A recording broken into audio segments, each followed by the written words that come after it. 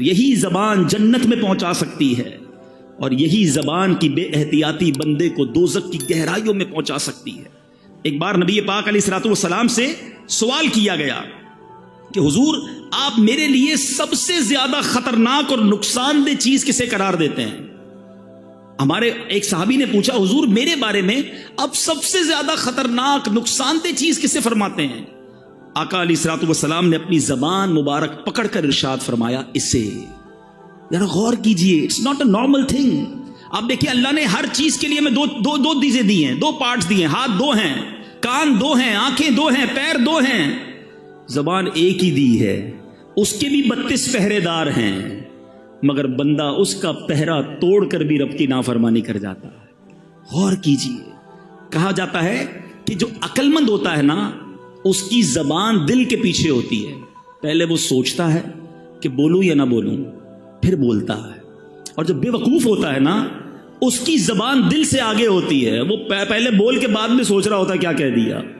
اللہ سلامت رکھے میرے شیخ طریقت ابیر اہل سنت کو، ان کا شاندار نعرہ ہے، مدنی چینل پر آپ نے سنا ہوگا، پہلے تولو بعد میں بولو، کیونکہ بولنے کے بعد آپ کئی بار پچھتائے ہوں گے کہ یار نہیں بولنا تھا، غلط بول گیا یار، اس کا دل ٹوٹ گیا، ناراض ہو گیا، جھگڑا ہو گیا، پارٹنرشپ ختم ہو گئی، ڈیل کینسل ہو گئی، گھر ٹوٹ گیا۔ یہ ساری چیزیں کس سے ہو رہی ہیں؟ یہ زبان سے ہو رہی ہیں۔ گھر میں جھگڑے، طلاقیں، جھگڑے، ناراضگیاں، غیبتیں، یہ زبان ہی تو ہے۔ اور اگر بندہ پہلے سوچ لیتا بولنے سے پہلے، قرآن کہہ رہا ہے اے ایمان والو اللہ سے ڈرو اور سیدھی بات کہو۔ اے میرے میٹھے اسلامی بھائیوں، وی ہیو ٹو انڈرسٹینڈ، اللہ نے یہ بہت بڑی نعمت دی ہے، زبان آفت نہیں ہے۔ زبان کتنی بڑی نعمت ہے، ذرا ایک تھوڑا سا 30 سیکنڈز کا پریکٹیکل سب مل کے کرتے ہیں۔ کہیے سبحان اللہ، زور سے کہیں، یہ در و دیوار گواہ ہو جائیں۔ سبحان اللہ، کہیے الحمدللہ، اب کہیے اللہ اکبر۔ ہم سب کو 30 سیکنڈز نہیں لگے، ہم میں سے کسی نے ہتھوڑا نہیں اٹھایا، کسی نے کوئی بہت بڑا کام نہیں کیا، اپنی اپنی جگہ بیٹھے رہے ہم سارے۔ ود ان 30 سیکنڈز آپ کو اندازہ ہے آپ نے کیا کما لیا؟ ماشاءاللہ بہت بڑی تعداد میں اسلامی بھائی ہیں اور بڑے ویل آف لوگ بھی ہیں، مگر تھوڑا ایگزامپل سمجھانے کے لیے ہم جتنے لوگ بیٹھے ہیں نا، ہم سارے اپنی ویلتھ جمع کر لیں، سارے اپنے پیسے جمع کر لیں، جو اکاؤنٹ میں ہیں بینک میں وہ بھی جمع کر لیں۔ گھبرائیے نہیں، میں لے نہیں رہا، سمجھا رہا ہوں آپ کو۔ اگر ہم ساری اماؤنٹ ٹوگیدر کر لیں، کیا ہم اس بات کی اتھارٹی رکھتے ہیں کہ ان تمام کروڑوں روپے سے ہم جنت میں ایک درخت خرید سکیں؟ ہم میں سے کوئی اس قابل نہیں ہے۔ جنت تو ہماری اوقات ہی نہیں ہے نا۔ مگر سنو میرے رب کے وعدے، اللہ کے حبیب کی زبانی ہم نے سنے، جو ایک بار سبحان اللہ کہے اللہ اس کے لیے جنت میں درخت لگا دیتا ہے۔ ایک بار پھر کہو سبحان اللہ۔ جو ایک بار الحمدللہ کہے اللہ اس کے لیے جنت میں درخت لگا دیتا ہے۔ جو ایک بار اللہ اکبر کہے اللہ اس کے لیے جنت میں درخت لگا دیتا ہے۔ لک ایٹ کتنی بڑی نعمت ہے زبان۔ میں گھر بیٹھے کروڑوں نیکیاں کماتا رہوں۔ میرے آقا فرماتے ہیں بے شک اللہ تبارک و تعالی نے ایک فرشتہ میری قبر پر مقرر فرمایا ہے، جسے اللہ عز و جل نے تمام مخلوق کی آواز سننے کی طاقت عطا فرمائی ہے۔ Look at the listening power of that particular angel. وہ فرشتہ جو نبی پاک کے روضے پر ہے، اس کو صرف انسانوں کی نہیں، تمام مخلوق کی آوازیں سننے کی جو طاقت ہے اللہ نے عطا فرمائی۔ اللہ کے حبیب فرماتے ہیں فلا یصلی علی احد الی یوم القیامہ، پس تم میں سے جو شخص مجھ پر قیامت تک کوئی بھی درود پاک پڑھے گا، الا ابلغنی باسمہ و اسم ابیہ، وہ فرشتہ میری بارگاہ میں اس کا اور اس کے والد کا نام پیش کرتا ہے اور کیا کہتا ہے؟ ھذا فلان ابن فلان قد صلی علیک، یا رسول اللہ فلاں بن فلاں نے آپ پر درود بھیجا ہے۔ اب اس حدیث کے بارے میں ذرا تھوڑا سا غور کیجئے گا، دو خوبصورت باتیں، ایک عقیدے کی بات اور ایک عشق کی بات۔ نبی پاک نے کیا فرمایا کہ میری قبر پر ایک فرشتہ، نبی پاک کے روضے پر آج بھی وہ فرشتہ موجود ہے، ادھر سے درود پاک پڑھے، فرشتہ مدینے میں وہ درود ہمارا سن لے گا۔ اچھا کبھی کیلکولیٹ کرنے کی کوشش کریں تو کیلکولیٹ تو نہیں ہو سکتا، all around the world Hare minute کتنے درود پڑے جا رہے ہوں گے۔ کوئی امریکہ میں پڑھ رہا ہے، کوئی افریقہ میں پڑھ رہا ہے، کوئی یورپ میں پڑھ رہا ہے، عرب ملکوں میں، Pakistan, India, all around the world, کدھر بھی کوئی درود پڑھے وہ فرشتہ سن لیتا ہے۔ اچھا ایک ہے سننا لسننگ اور دوسرا ہے ریکگنائز کرنا, پہچان بھی لینا. موبائل میں ہمیں کال آتی ہے, آج کل بڑے سافٹ ویئر آ گئے ہیں, یہ تو پتہ چل جاتا ہے کس کی کال ہے, لیکن یہ نہیں پتہ چلتا کہ اس کے والد کا نام کیا ہے. فرشتہ پڑھنے والے کی آواز بھی سن لیتا ہے اور جس نے درود پڑھا ہے اسے بھی پہچان لیتا ہے, اس کے والد کا نام بھی پہچان لیتا ہے. اب بڑی آسان سی بات ہے, آپ سب ماشاءاللہ پڑھے لکھے لوگ ہیں اور ویل آف لوگ ہیں. آپ کے گھر کے باہر ایک چوکیدار ہوتا ہے, ایک دربان ہوتا ہے, اور دنیا کا دستور ہے جو چوکیدار ہوتا ہے نا اس سے زیادہ پاورفل بندہ اس گھر کے اندر ہوتا ہے. زیادہ اتھارٹی کا حاصل کرنے والا, زیادہ پاورفل وہ گھر کے اندر ہوتا ہے, باہر چوکیدار پیغام رساں ہوتا ہے. سمپل کوشچن ہے میرا, جس نبی علیہ الصلوۃ والسلام کے دربان کی سماعت کا عالم یہ ہے, اس آقا کی سماعت کا عالم کیا ہوگا؟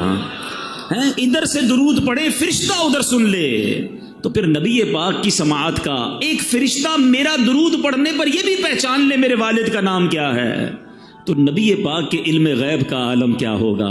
پھر ہم جو جھوم جھوم کر پڑھتے ہیں, درستی تو ہے کہ دور و نزدیک کے سننے والے وہ کان, یہ تو حدیث کی انٹرپریٹیشن ہے.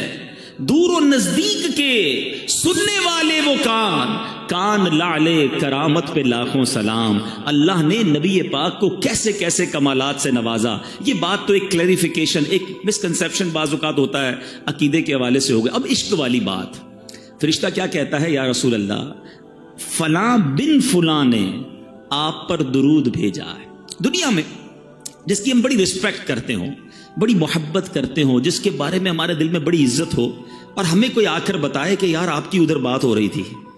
فار ایگزامپل, آپ ہر کوئی اپنے پیر سے بڑی محبت کرتا ہے, آپ کو کوئی کہے یار آپ کے پیر و مرشد کے پاس آپ کا ذکر ہو رہا تھا, آپ کہیں گے اچھا واقعی میری بات ہو رہی تھی؟ ہاں آپ کی بات ہو رہی تھی. اچھا بتاؤ تو صحیح کیا بات ہو رہی تھی. بندہ ریپیٹ کرتا ہے, اچھا کس حوالے سے بات ہوئی؟ واقعی میرا نام لیا گیا تھا ادھر.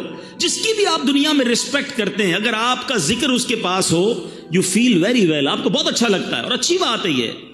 سچ بتاؤ ایک غلام کے لیے اس سے بڑی کیا سعادت ہے؟ میں ادھر درود پڑھوں, ادھر فرشتہ نہ صرف میرا نام بارگاہ رسالت میں پیش کرے, میرے والد کے نام کے ساتھ پیش کرے کہ آقا آپ کے فلاں غلام نے آپ کو یاد کیا ہے, آپ پر درود بھیجا ہے. خوش نصیب ہے وہ اسلامی بھائی جو روزانہ سینکڑوں بار, ہزاروں بار درود پڑھتے ہیں. ارے جس کا نام روزانہ سینکڑوں بار بارگاہ رسالت میں لیا جائے, بار بار نام لیا جائے, ارے کبھی تو نبی پاک فرمائیں گے کہ ہمارا غلام ہمیں روز یاد کرتا ہے, چلو آج اس کی بگڑی بنا دیتے ہیں, آج اس کی جھولی بھر دیتے ہیں. اور یاد رکھنا میٹھے اسلامی بھائیوں, ایک ہی نگاہ پڑھنے کی دیر ہے. نبی پاک نے اگر ایک بار توجہ فرما لی نا, شاعر لکھتے ہیں یاد رکھو اگر اٹھ گئی ایک نظر, یاد رکھو اگر اٹھ گئی ایک نظر, جتنے خالی ہیں سب جام بھر جائیں گے.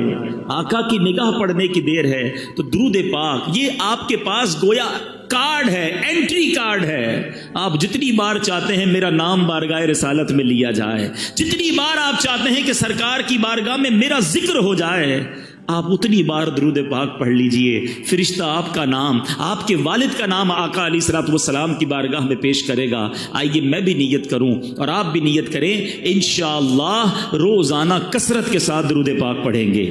حضرت اسید بن حفیر رضی اللہ تعالیٰ کے بارے میں آتا ہے, ایک بار آپ سورہ بقرہ کی تلاوت اپنے گھر میں کر رہے تھے.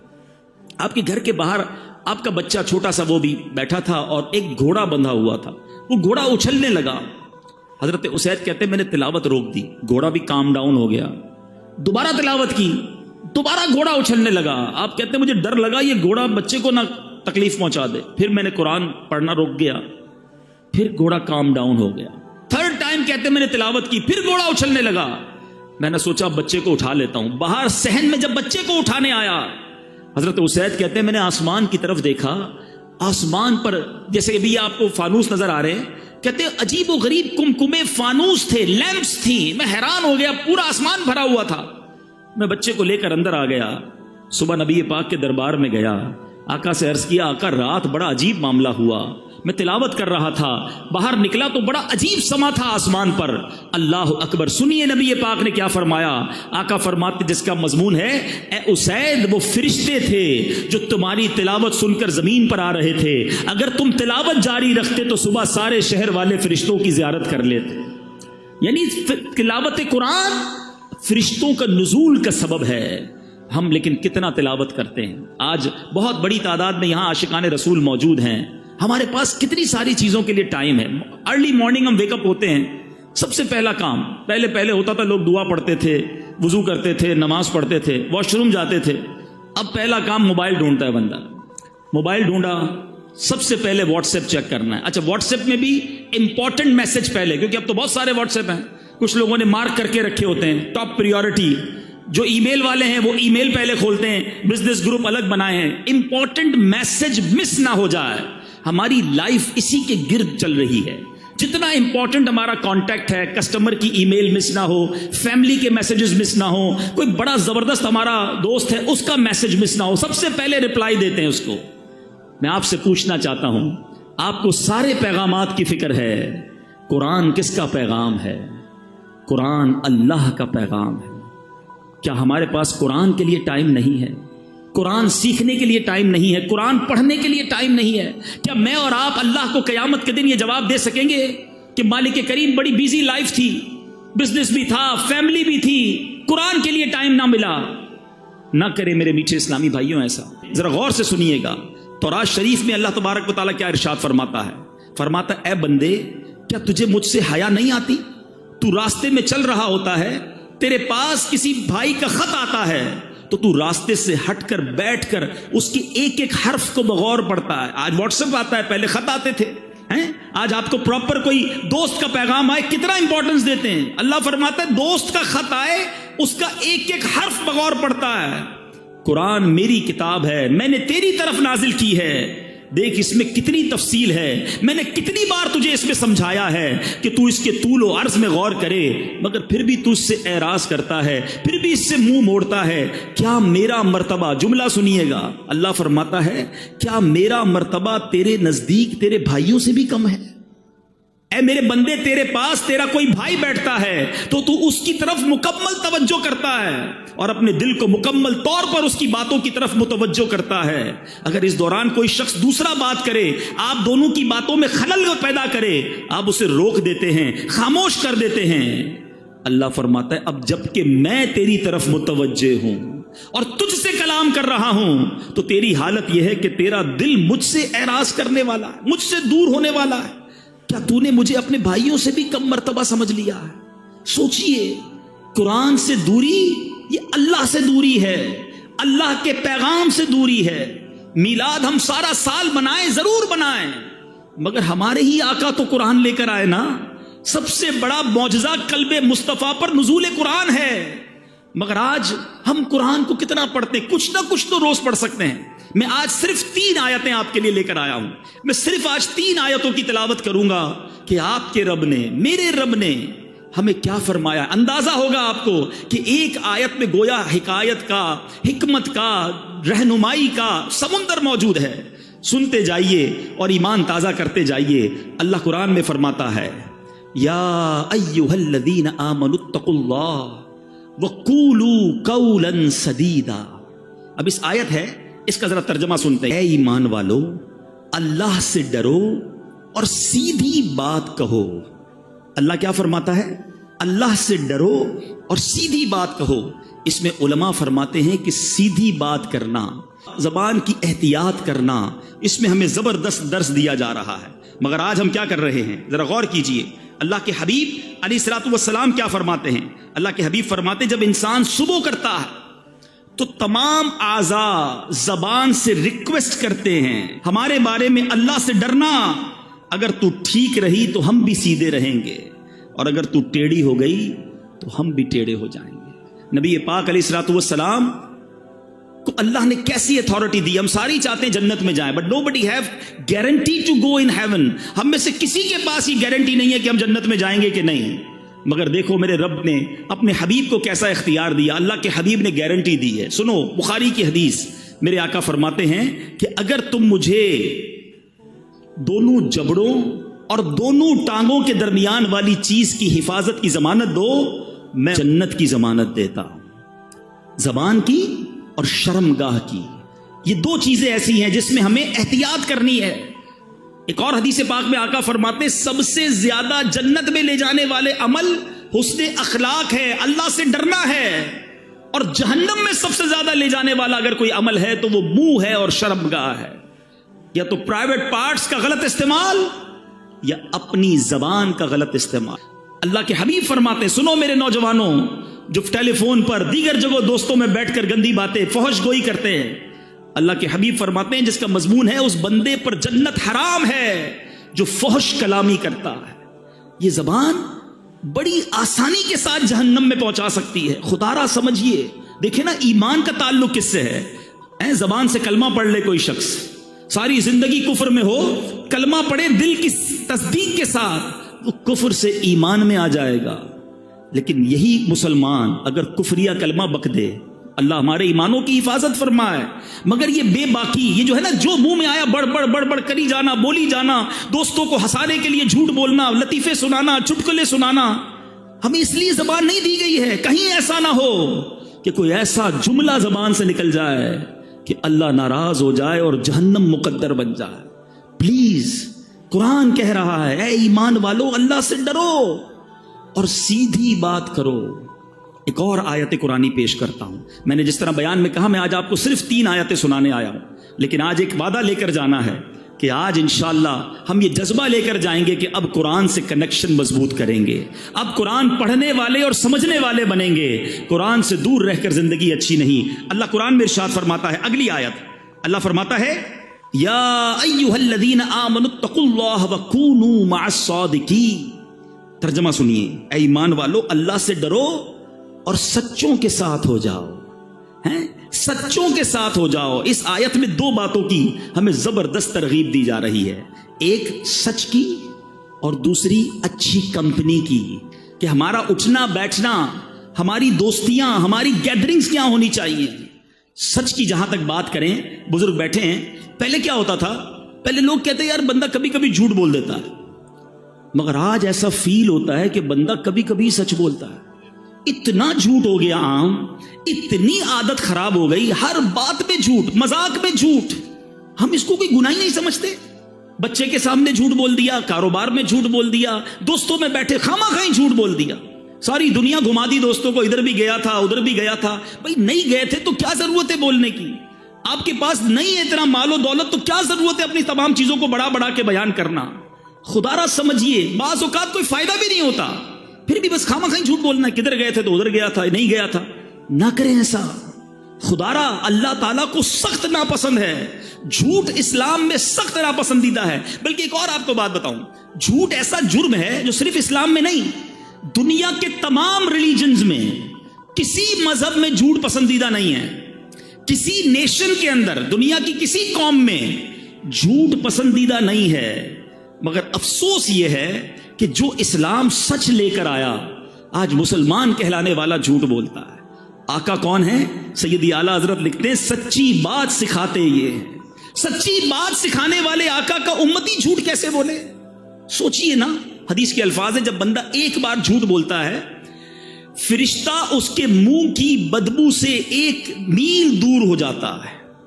اب آپ سوچیں میں جھوٹ بول کے ساری فرشتوں کو دور کر بیٹھا تو کدھر سے گھر میں رحمت آئے گی؟ منافقت کی علامت کہا نبی پاک نے جھوٹ بولنے کو. پیارے آقا علیہ الصلوۃ والسلام معراج کی رات جب آسمانوں پر تشریف لے گئے، جہنم کے طبقات کو ملاحظہ کیا تو آپ نے دیکھا کہ ایک بندے کو اس کے گال چیرے جا رہے تھے، ہک کے ذریعے گال چیرا جا رہا تھا، گدی تک لے گئے. پھر دوسرے گال پر فرشتے آئے، اس کو چیرا تو پہلا ٹھیک ہو گیا. نبی پاک نے پوچھا یہ کون ہے؟ جبریل امین سے. عرض کی حضور یہ وہ ہیں جو جھوٹ بولتے تھے. کیسے برداشت کریں گے یہ عذاب؟ خدا را میرے میٹھے اسلامی بھائیوں، ہمارا مذہب، ہمارا اسلام، ہمارا قرآن، نبی پاک کی تعلیمات ہمیں سچ کا درس دیتے ہیں. ہم تو ڈیلیبریٹلی یا ان ڈیلیبریٹلی اپنے بچوں کو بچپن سے ہی جھوٹ کی تربیت دیتے ہیں نا. گھر میں موجود ہیں، بچے سے کہیں گے بیٹا کہہ دو ابو نہیں ہے گھر پہ، سو رہے ہیں ابو، سو رہے ہیں، بہت بیزی ہیں ابو صاحب، ٹی وی دیکھ رہے ہیں، کہہ رہے ہیں بہت بیزی ہے. اچھا بچہ یہ کنوے تو کر دیتا ہے آپ کا میسج، مگر وہ سیکھ کیا رہا ہے کہ جب بھی پرابلم ہو جھوٹ بول دینا چاہیے، نہیں ملنا ہے تو جھوٹ بول دیں. یہی بیٹا بڑا ہو کر پھر ابو کو گھما رہا ہوتا ہے، نہیں ابو میں مسجد گیا تھا، میں تو دوستوں میں بیٹھا تھا، قرآن پڑھنے گیا تھا. سنیما گھر پہ بیٹھ کر آپ کو گھما رہا ہے. کیوں؟ آپ نے بچپن میں ٹریننگ دی نا. سیکھو غوث پاک کی والدہ سے، بغداد جا رہے کا بیٹا ہر حال میں سچ بولنا، ڈاکو آ گئے غوث اعظم نے ادھر بھی سچ بولا، مال نہ گیا سارے قافلے نے توبہ کر لی۔ سچ کو آنچ نہیں ہے، کاش ہم ہر حال میں سچ بولنے والے بن جائیں۔ حدیث پاک سنیے، سچ کی فضیلت پر ایمان تازہ ہو جائے گا۔ اللہ کے حبیب علیہ الصلوۃ والسلام فرماتے ہیں بے شک سچائی بھلائی کی طرف ہدایت دیتی ہے اور بھلائی جنت کی طرف لے جاتی ہے، اور آدمی برابر سچ بولتا رہتا ہے یہاں تک کہ وہ صدیق ہو جاتا ہے۔ آئے ہائے، جب یہ حدیث سنی نا میں نے، اللہ سے دعا ہے کہ ہم اللہ کی بارگاہ میں صدیق بن جائیں۔ جھوٹ بولنے والوں سنو اسی حدیث کا اگلا پارٹ، اللہ کے حبیب کہتے ہیں جھوٹ بدکاریوں کی طرف لے جاتا ہے اور بدکاریاں جہنم میں پہنچاتی ہیں، اور آدمی برابر جھوٹ بولتا رہتا ہے یہاں تک کہ وہ اللہ تعالیٰ کے نزدیک کذاب لکھ دیا جاتا۔ اس سے بڑا بدبخت کون ہے جو اللہ کی بارگاہ میں کذاب لکھا ہوا ہے؟ نہ کرے ایسا، آج سچی پکی توبہ کرے۔ آپ کو ایک اور بات بتاؤں، بہت سارے اسلامی بھائی دوست ملتے ہیں، جاننے والے ملتے ہیں، ڈاکٹر بھی ہو سکتا ہے یہاں بیٹھے ہوں گے، وہ بھی بتائیں گے آج کل بہت بڑی ایک پرابلم ہے ڈپریشن، نیند نہیں آتی، سکون نہیں آتا۔ آپ کو پتا ہے سچ جو بولنے والا ہوگا نا وہ پرسکون رہے گا، وہ ریلیکس ہوگا کیونکہ وہ سچ کہہ رہا ہے، اور جھوٹ بولنے والا آپ کو بہت مضطرب ملے گا، ٹینشن میں ملے گا۔ اس کی وجہ بھی ہے نا، لاجیکلی وجہ بھی ہے۔ ایک بندے کو جھوٹ بولا ہے کہ میں فلاں جگہ پہ رہتا ہوں، ایک کو یہ کہا ہے میرا کاروبار یہ ہے، حالانکہ نہ کاروبار یہ ہے نہ رہتا ادھر ہے۔ آفس میں جو جاب کرتے ہیں انہوں نے اپنی نانی مار دی ہے آفس میں، ایک بار بیمار بتایا، دوسری بار انتقال بتا دیا۔ اب ساری زندگی یاد رکھنا پڑے گا کہ آفس میں نانی کا انتقال ہو گیا ہے، اب آفس میں دوبارہ نانی بیمار نہیں ہو سکتی، تو اب ٹینشن ہے نا، سنبھالنی پڑے گی۔ جدھر جدھر جھوٹ بولا وہ فائل سنبھالنی پڑے گی۔ اس کو طارق روڈ کی جگہ ڈیفینس بتایا ہوا ہے، اب یہ جب بھی ایڈریس پوچھے گا اس کو ڈیفینس ہی بتانا ہے، اب یہ فائل بھی سنبھالو۔ تو وہ بیچارہ تو نہیں کہوں گا اس کو، وہ جھوٹا جو ہے وہ اسی ٹینشن میں رہتا ہے کہ ایک جھوٹ بولا ہے اب اس کو سنبھالنا ہے۔ سچے کو کوئی ٹینشن نہیں ہے، وہ ریلیکس ہوگا اللہ کی طرف سے۔ آپ کو پتا ہے نبی پاک پر بہت سارے لوگ ایمان کیسے لائے؟ آقا کا چہرہ دیکھ کر، نبی پاک کا چہرہ دیکھ کر لوگ کہتے یہ کسی جھوٹے کا چہرہ نہیں ہو سکتا، سچے کے چہرے پہ نور ہوگا، سچے کے چہرے پہ سکون ہوگا۔ آج اپنی ڈکشنری سے جھوٹ نکال دیجئے۔ لوگ کہتے ہیں جناب کاروبار نہیں چل سکتا، مولانا صاحب تقریر تو کر لیتے ہو، ہماری مارکیٹ میں آؤ، ہماری مارکیٹ میں سارے ہی جھوٹ بولتے ہیں، ہم سچ بولیں گے ہم سے کون لے گا؟ آئٹم دوسرے کا بک جائے گا۔ میرے میٹھے اسلامی بھائیوں، کدھر گیا تمہارا ایمان؟ کبھی کہتے ہو رزق دینے والا رب ہے، آپ سچ بولیں اللہ آپ کے کاروبار میں اور برکت ڈال دے گا، وہ آپ کے تھوڑے میں بڑی قناعت اور برکت ڈال دے گا۔ تو آج نیت کرتے ہیں انشاءاللہ آج کے بعد جھوٹ نہیں بولیں گے انشاءاللہ۔